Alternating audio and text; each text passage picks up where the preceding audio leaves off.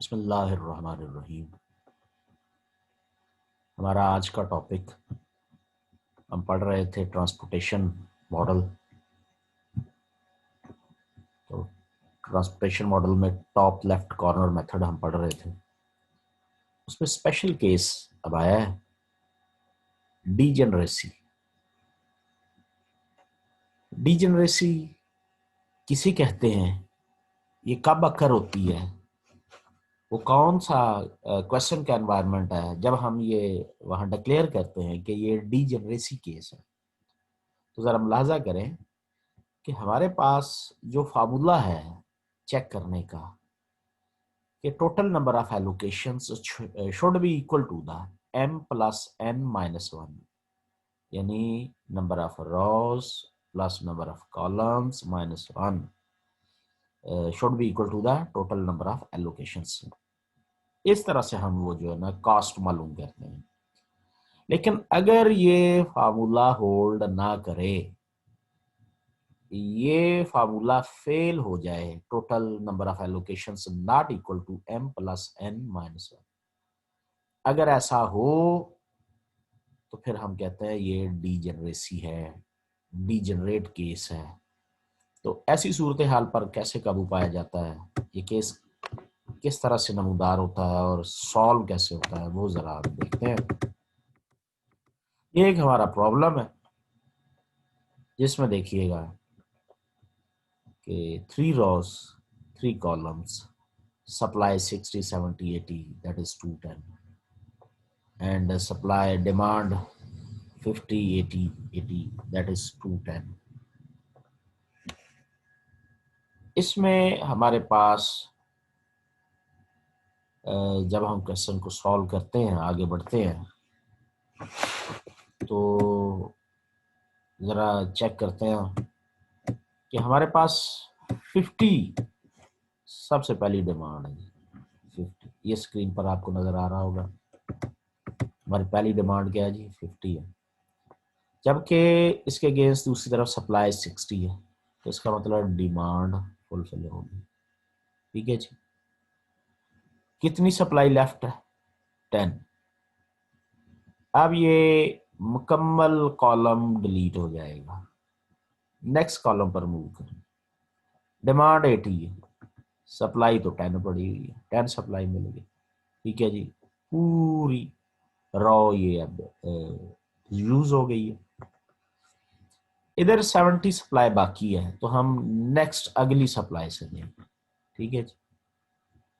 अब यहाँ पर देखिए कि हमारे पास ये जो है कॉलम अभी डिलीट नहीं करेंगे, ये चेक करें सप्लाई भी पूरी होगी, डिमांड भी पूरी होगी। एंड पे 80 डिमांड है, 80 सप्लाई है। अब जरा चेक कीजिए कि टोटल नंबर ऑफ एलोकेशंस कितनी बनती है, 1 2 3 4 पर बात पूरी हो रही है। लेकिन फार्मूला क्या है, m प्लस n माइनस 1, 3 रोज 3 कॉलम्स माइनस 1, तो ये हमारे पास 5 बनते हैं। ठीक है, लेकिन यहां पर बात कितने में खत्म हुई, 1 2 3 4 पर। तो ये एक हम शामिल कर लेंगे फार्मूला को पूरा करने के लिए। डी यहाँ पर एक एक ऐसी वैल्यू देंगे कि जिसे हम नेग्लेक्टिंग वैल्यू कहेंगे। डी बॉक्स में 3। D, since D is a very very small positive number, ये एक स्मॉल पॉजिटिव नंबर है जिसकी वैल्यू नेग्लेक्ट की जा सकती है, whose contribution in the solution is negligible है। लेकिन ऐसा करने से हमारा फार्मूला सेटिस्फाई हो जाता है। अब अगर चेक करके देखें तो total number of allocations m plus n minus 1 5, जबकि एलोकेशंस भी 5 है। 1 2 3 4 इसे भी शामिल कर लिया गया, और ये 5। अब हम जरा देखते हैं, तो जब इसका टोटल कॉस्ट बनाएंगे तो 50 into 80 plus 10 into 7 plus 70 into 8 plus D into 3 plus 80 into 5, ये हमारे पास इसकी टोटल कॉस्ट बनती है। तो हमारे जो प्रॉब्लम में आपने तो सबसे पहले इसमें ये पहले भी एक दफ़ा ये बात की थी, लेकिन अब ज़रा दोबारा आई है तो उसको ताज़ा कर लेना ज़रूरी है, क्योंकि ये ऑब्जेक्टिव में का हिस्सा हो सकती है। What is degeneracy? From which method we can solve the degenerate case? Degenerate case को हम किस किस प्रोसेस से हल कर सकते हैं? पहला व्हाट इज डीजेनरेसी, दूसरा किस किस प्रोसेस से हम डीजेनरेट केस को हल कर सकते हैं। Third, in top left corner method, what should we introduce to solve the degenerate case? यानी यहाँ डी शामिल किया गया तो उसके हवाले से कि डीजेनरेट केस को कैसे सॉल्व करते हैं, ये टॉप लेफ्ट कॉर्नर मेथड में। ठीक है जी, 3 क्वेश्चन यहाँ से हो गए। Fourth, unbalanced problem. इसमें डिमांड और सप्लाई देखिएगा जी, ये हमारा अगला आप इसको कह सकते हैं सब टॉपिक है हमारा। अनबैलेंस्ड प्रॉब्लम हमारा सब टॉपिक है। इसमें डिमांड चेक कीजिए, 4 + 4, 8 + 6, 14 + 2, 16 + 4, 20 + 2, 22। सप्लाई देखिए, 5 6 11, 11 4 15, जबकि डिमांड 22 की, सप्लाई 15 की। इसका मतलब है ये हमारे पास एक अनबैलेंस्ड प्रॉब्लम की शक्ल में जाहिर हो गया। अनबैलेंस्ड प्रॉब्लम अगर आ जाए तो मेनली उसके दो अंदाज हो सकते हैं। डिमांड ज्यादा हो सकती है, सप्लाई लेस हो सकती है। मोर डिमांड लेस सप्लाई, या फिर दूसरा हो सकता है less demand more supply.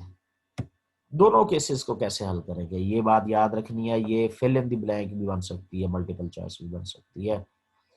If supply less than demand then we add a row. If supply less than demand then we add a row. अगर सप्लाई लेस हो, जैसे कि हमारे इस केस में सप्लाई लेस है, तो हमें रो ऐड करना पड़ेगा। ठीक है जी। If demand less then supply then we add a column, फिर हमें एक कॉलम ऐड करना पड़ेगा। तो हमारे सवाल में, इस क्वेश्चन में चूंकि सप्लाई लेस है तो रो ऐड होगी। ये देखें जी, अनसेटिस्फाइड रो, कितनी हमारी सप्लाई लेस है डिमांड से। सप्लाई 15 थी, डिमांड 22 थी, तो इसका मतलब है 7 यूनिट सप्लाई हमारी 7 यूनिट लेस है। तो एक रो हम ऐड करेंगे जिसमें बॉक्स में 0 एलिमेंट्स होंगे और सप्लाई में अपनी तरफ से 7 शामिल कर दी जाएगी। 7 को हमने शामिल कर दिया। अब जरा इसका सोल्यूशन स्टार्ट करते हैं।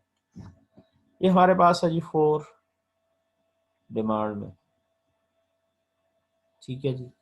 अच्छा, वो हमने पीछे 3 क्वेश्चन किए, तो फोर्थ क्वेश्चन ये शामिल होगा कमेंट सेक्शन में, आपने आंसर देना। What is unbalanced problem? ठीक है जी, what is unbalanced problem. Fifth जिस क्वेश्चन का आंसर देना वो ये है कि how can we solve unbalanced problem, what is the technique to solve the unbalanced problem. ठीक, 5 क्वेश्चन इनके आंसर देंगे। अच्छा जी, ये 4 डिमांड, उधर से सप्लाई 5, 4 पूरी जनाब ये से मिली सप्लाई से, तो ये सारी जो कॉलम है वो डिलीट हो जाएगी। 1 हमारे पास सप्लाई बची थी, वो एडजेसेंट साथ वाले कॉलम में मिलेगी, जबकि डिमांड 4 है। इसका मतलब अभी 3 रहती है, जब 1 सप्लाई मुयसर है ऑलरेडी, 3 अभी बाकी है, तो अगले सेल से हमें 3 सप्लाई मिल जाएगी, 3 बाकी बच जाएगी, 3 आ गई, पूरा ये कॉलम डिलीट हो जाएगा। ठीक है जी। नेक्स्ट 6 डिमांड है, उधर से 3 सप्लाई बाकी है, 3 सप्लाई आ गई। ठीक, 3 सप्लाई मिल गई तो 3 बाकी बची। अगले में 2 सप्लाई है, डिमांड 3 है, तो 2 सप्लाई आ गई। ठीक है जी। अब डिमांड 2 पूरी हुई है, अभी डिमांड 1 बाकी है, तो अगले सेल से हमें सप्लाई सेल से 1 सप्लाइड मुयसर होगी, तो पूरी डिमांड होगी 3 2 5 1 6, चेक करें डिमांड पूरी है, कॉलम डिलीट हो जाएगा। ठीक है जी, उधर से 1 सप्लाई अभी बाकी बच गई है। नए कॉलम में जाए 2 डिमांड है तो 1 सप्लाई है, तो इधर 1 सप्लाई बचेगी, 1 अभी लेफ्ट है। तो यहाँ पर हमारे पास 7 है जी सप्लाई, 1 की जरूरत है, 1 हमने इधर दे दी, 6 सप्लाई बच गई। अब 4 हमारे पास डिमांड है, 4 उसमें से सप्लाई दे दें, 2 यूनिट सप्लाई बच जाएगी। फाइनल 2 डिमांड है तो वो 2 सप्लाई आ जाएगी, ये फुलफिल हो जाएगा। अब टोटल नंबर ऑफ एलोकेशंस देखें, ये हमारे पास 5 rows 6 columns, 5 rows 6 column minus 1 10 हमारे पास बनता है। एलोकेशन चेक करें, 1 2 3 4 5 6 7 8 9 10 10 इक्वल 10। अब टोटल कॉस्ट हमारे पास कैसे आ जाएगी, टोटल कॉस्ट हो जाएगी 4 into 9 plus 1 into 12 plus 3 into 3 plus 3 into 7 plus 2 into 9 plus 1 into 11 plus 1 into 2 plus 1 into 0 plus 4 into 0 plus 2 into 0। तो फाइनल जो हमारे पास आएगी वो कॉस्ट 109 कॉस्ट आएगी। लीस्ट कॉस्ट मेथड हमारा नया मेथड है, इसका आज हमने प्रोसीजर पढ़ना है, या यूं कह लें इसका एल्गोरिदम पढ़ना है। एल्गोरिदम आपने अच्छी तरह से एज इट इज याद कर लेना, पेपर में एल्गोरिदम भी पूछ लिया जाता है। लीस्ट कॉस्ट मेथड में first of all we check problem is balanced और अनबैलेंस्ड। ठीक है जी, ये आगाज में ही चेक कर लेना बहुत जरूरी है। Identify the box having minimum unit of transportation cost. पूरे टेबल में जब हम आगाज करते हैं तो वहां से देखते हैं कि मिनिमम यूनिट ऑफ ट्रांसपोर्टेशन कहाँ है, वो बॉक्स कहाँ है। If minimum cost is not unique, minimum cost जो है वो कि ये एक सेल में एक जैसी पाई जाती है, यूनिक नहीं है, then choose the top left corner box of allocation. Minimum cost बहुत सारे बॉक्स में सेम है तो top left corner box of allocation use किया जाएगा। Choose the value of corresponding xij as much as possible subject to supply and demand constraint।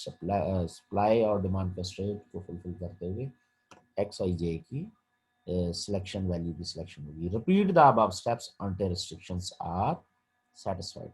ये है जी वो 5 हमारे पास steps how to apply the least cost method. 5 question हमारे पास पहले थे, और अब छठा जो आखिरी है वो ये है कि आपने लीस्ट कॉस्ट मेथड के प्रोसीजर के 5 स्टेप्स लिखने हैं। ठीक है जी, ये टोटल 6 क्वेश्चंस हैं जो कि आपने करने हैं कमेंट सेक्शन में जाकर। तो इसकी जो एप्लीकेशन है लीस्ट कॉस्ट मेथड की, आपको अच्छी तरह से याद है कि हमने इसमें ट्रांसपोर्टेशन प्रॉब्लम में 3 मेथड का जिक्र किया था। एक किया था हमने ये टॉप लेफ्ट कॉर्नर मेथड का, दूसरा हमने लीस्ट कॉस्ट मेथड का, और तीसरा गूगल मेथड का। तो ये 3 में से हमारा सेकंड मेथड चल रहा है, तो जिसका प्रोसीजर आज हमने कर लिया। कल को हम इंशाल्लाह नेक्स्ट लेक्चर में इसकी एप्लीकेशन पढ़ेंगे। तो आज 6 सवाल पुट किए गए जो कमेंट सेक्शन में आपने जाकर उनके आंसर देने इंशाल्लाह, बाकी कल। Thank you very much.